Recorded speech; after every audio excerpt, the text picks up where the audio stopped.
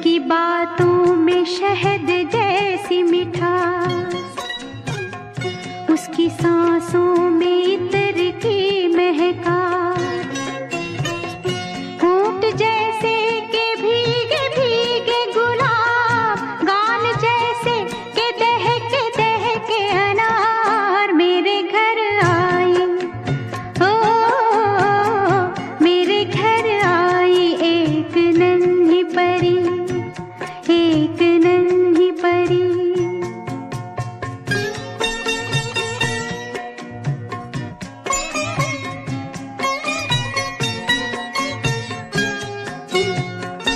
उसके आने से मेरे आंगन में खिल उठे फूल, गुनगुनाई बहार।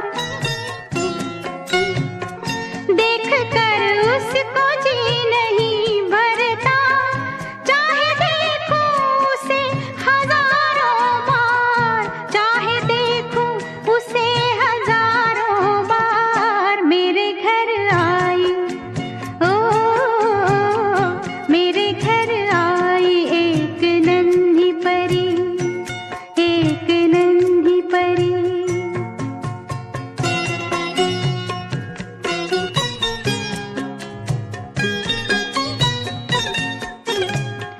मैंने पूछा उसे कि कौन है तू,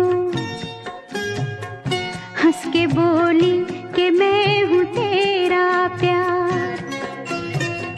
मैं तेरे दिल में थी हमेशा से, घर में आई हूँ आज पहली बार। मेरे घर आई, हो मेरे घर आई एक नन्ही परी, एक नन्ही परी। चांदनी के हसीन रथ पे सवार मेरे घर आई।